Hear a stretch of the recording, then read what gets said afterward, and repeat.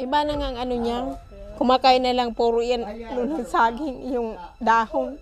Hindi siya kumakain.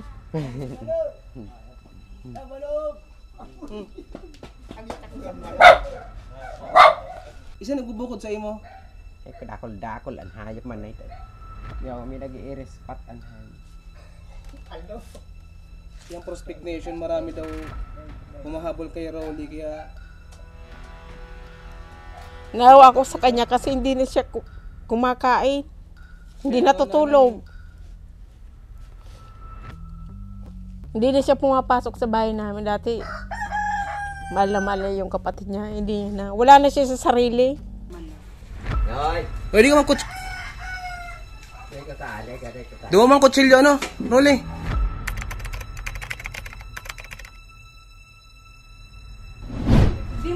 Wala mo yung kutsilyo, Rolly. Rolly. Rolly. Yung kutsilyo, wag po. Ang subscribe niyo po sa aming channel at share ninyo sa istoryang ito ay isang malaking paraan ng pagtulong at maaaring magbabago ng buhay ng maraming tao. Maraming salamat po.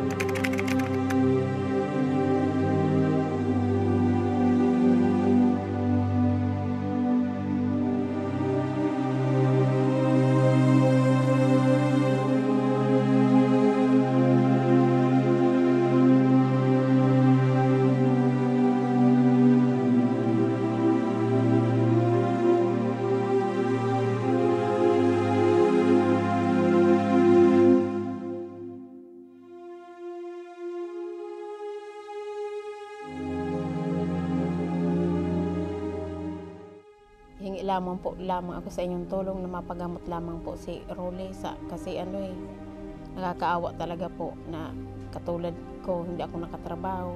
Paano na kung ganito at wala na sa amin, gugutom na yung mga kapatid niya, pati siya. Wala akong pambiling gamot, maghihingi pa ako.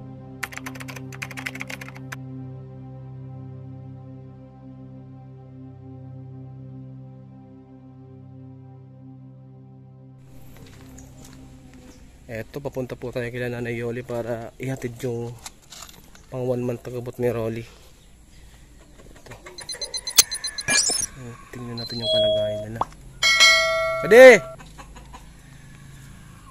Si mama mo, Pade. Ang subscribe niyo po sa aming channel at share ninyo sa istoryang ito ay isang malaking paraan ng pagtulong at maaaring magbabago ng buhay ng maraming tao. Maraming salamat po.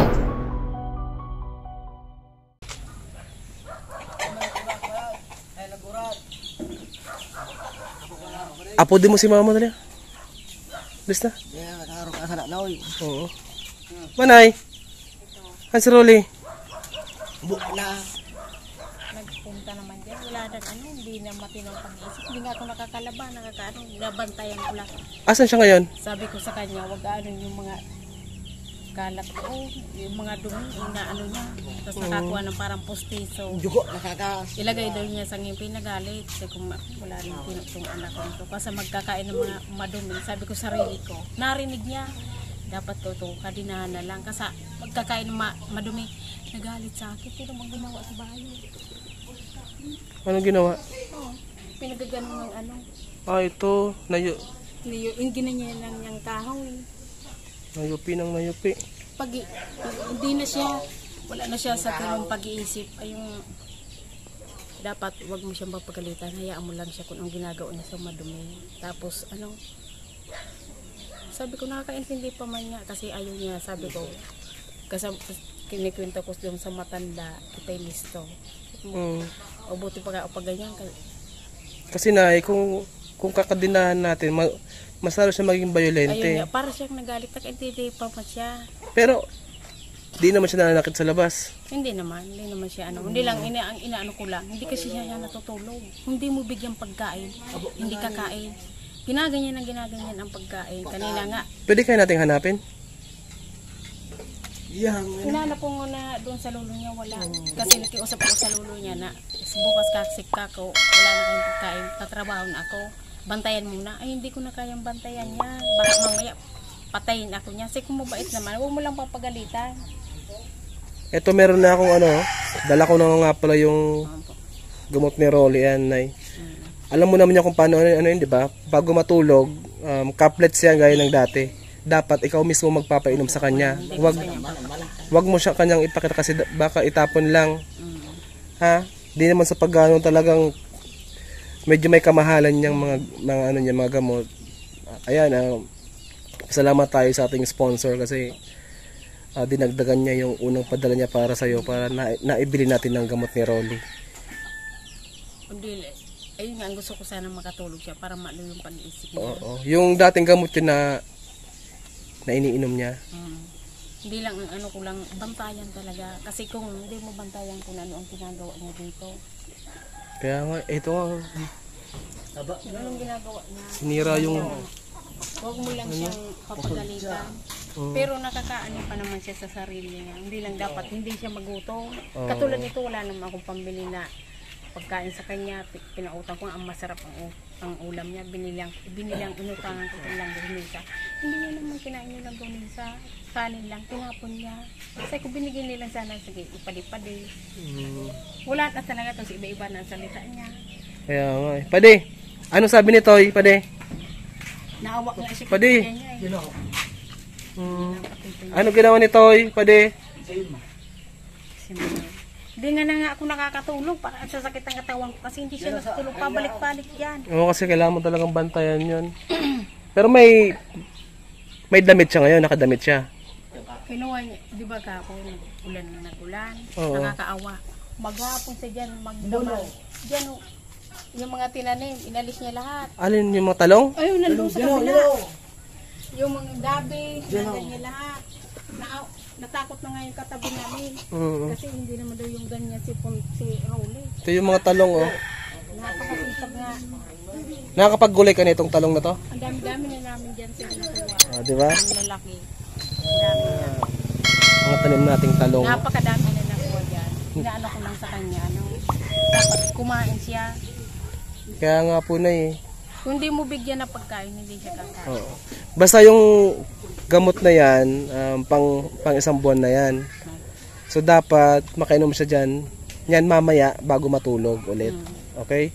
So, pakibukas na eh. Dalawa to. Ano siya, yung caplet yan, yung hinahati. Ito. Kasi same siya ng balot. Ito mag-iba to na yun. Ito. Ito, di ba? Kulay ayan, purple. Ito itim. Yan. At puro hati po yan. Magkaiba yan. Isang hatiin mo tapos to hatiin mo din. Ha? Wag pa isa-isa, dapat kalahati lang. Tig kalahati siya. Makakatulog. Nahulog. Para siya, para kumalma. Kaso asan ka ngayon si Rolly? Baka mamaya bubalik. Saan pumunta ngayon? Kaya Kaalis lang. dito dumaan? Diyan dumaan. Di pumunta na nga ako ubang. Wala naman sa ubang. Hanapin nga natin sa labas. Baka para... Nakailim mo boy. Ang ano ko sa kanya. Saan pumunta? Nakataram na pati yan. Kaya nadaaram ko na ilas ko. Sa'yo nagduman pa di si kuya mo? Nakataram na pati yan. Pwede.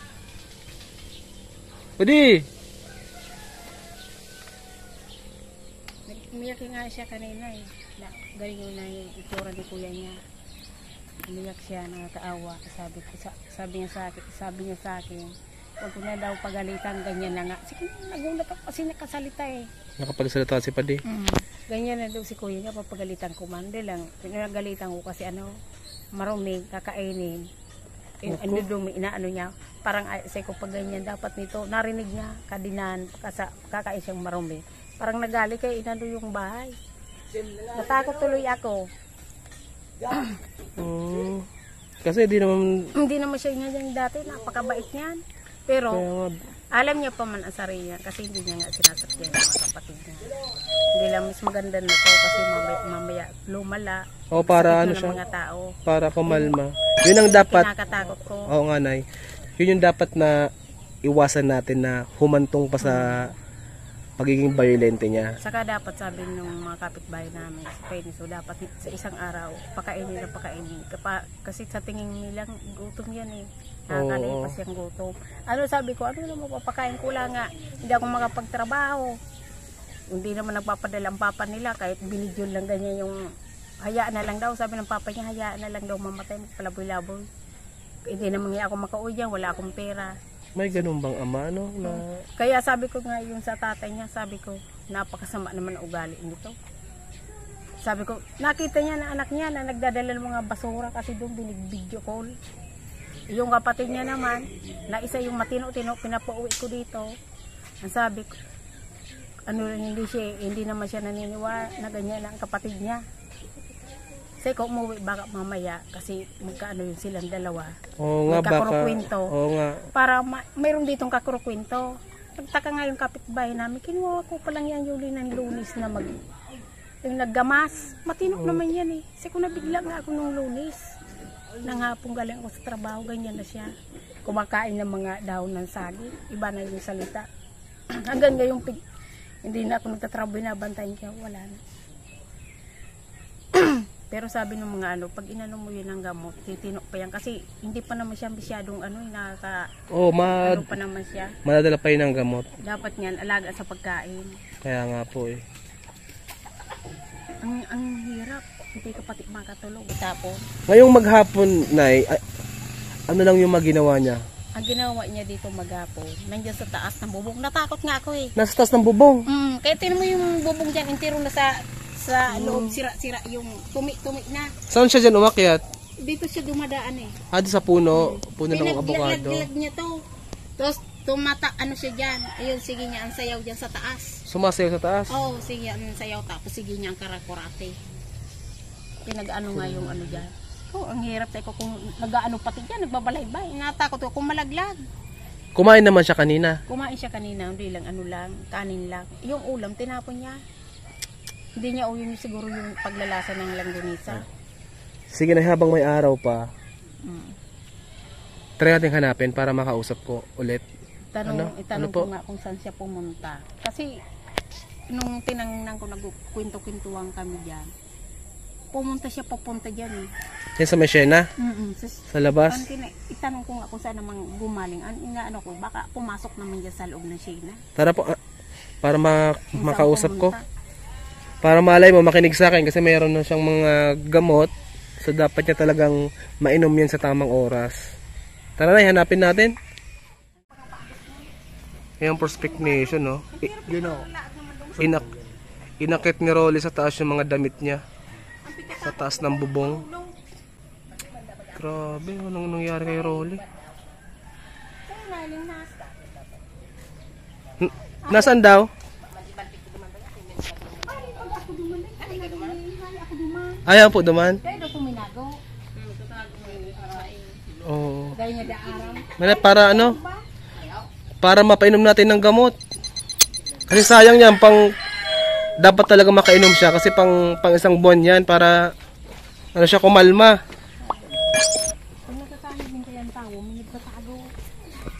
Ay pag nahilang ko ito tumatago. Ayan, Prospect Nation. Nagbabaka sakali kami na makinig sa akin si Rolly. Manago! Ano?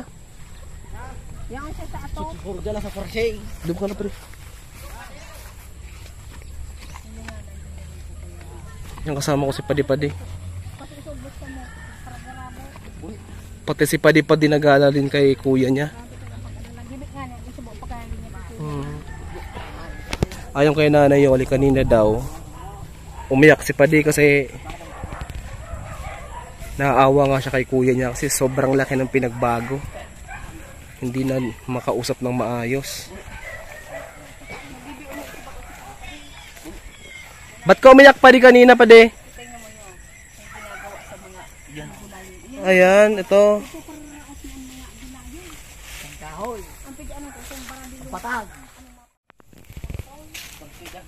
Ayan, Ayan. Yung Prospect Nation, hinanap namin si Rolly. Kasama natin si Padi. Nagbabaka sakali tayo, baka susuatin tayo.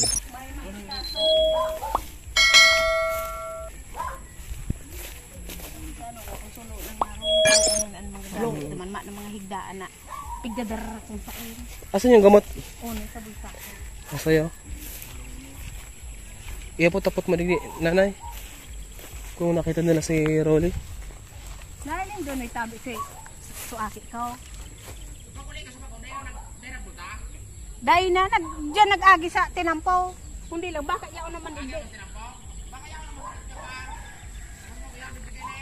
Ayaw niya di sibagaw. Ay, pigtataguan siguro ako. Bubugo. Baka yaw na naman duman, nagparka ka naman batang. Ayun. Wala daw doon si Rolly. Ay, uto. Ayun. Ayun. Ayun si Rolly. Uto. Tara. Hindi naman lako maaluman. Ayun si Rolly Prospect Nation. Baka gutom niya. Ayun si Rolly. Oh.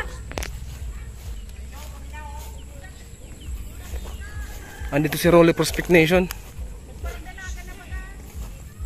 Ayun, paano kaya natin si Rolly makukuha? Toy! Mane! Mana!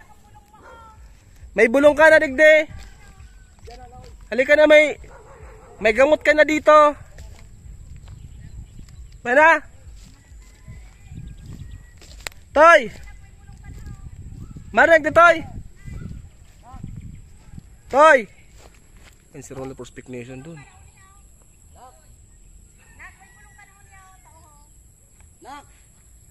Ayan si Rolly. Mana Toy? Rolls! Rolls, halika na! May bulong ka na uli na oh. Hindi ka na.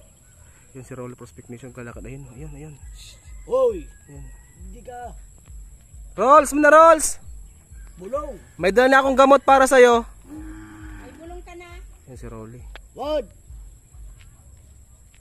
Ano kita? Na Rolls! Kwentuhan tayo Rolly, muna! Rolly! Kagawad. Lumagit ito man. Pwede mo agig di? Iya.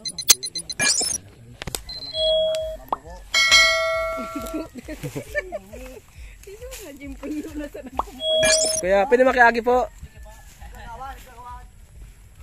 Ayan Prospect Nation. Ayan sa Rolly. Anong kulang may ano?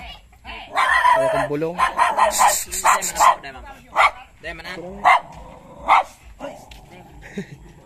Noy, noy. Pwede. Ay, maray na hapon po. Maray na hapon. Rolly! Maang mata mo to. May na. May dara akong bulong iyo. Hali akong naga. Dali ka naga. Oo, uto baga may tigbakal akong bulong mo. Para mawara sa mga nagubukod sa imo, di. Yan, pag nakainom ka na kayan, mawara nito. Tamay kuyang kana, may bulong kana. At yan, Rolly, ano, inumin mo ng bago ka magturog. Iyo po. Iyo, Rolls. Rolly. Nagsaing ka? Ha? Gutom ka na? Ayo? nagsain ka, Rolls? Di ka na magparahali, ayo. Ayo. Bistado mo pa ako, Rolly. Ayaw, bisala ko po. Isay ako. Ha? Isay ako. Masalingaw na ako pa nga. Si Kuya Rom. Iya pala. Sige ha, Nay, paano anong gamot, Nay? Eto, ganyan akong naga kasubag, oh. Inik. Minabot pa sana kaya ko, yo. Tapos, ining bulong na ini, itatawag kay mama mo. At yan, pakakakan mo sa pamanggihan, mag-inom ka kayo na, iyo, Rolls. Rolly. Mangako ka sa kuya. Iyo. Nga, ning so mga nagbubukod sa imo, so mga nagihiringhing sa imo, magharali na ito. Ayaw po.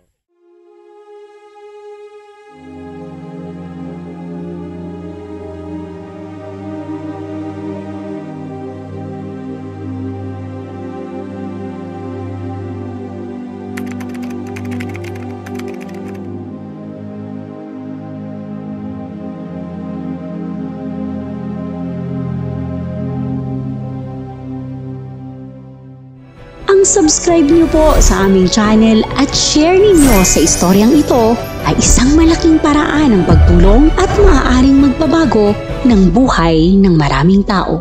Maraming salamat po.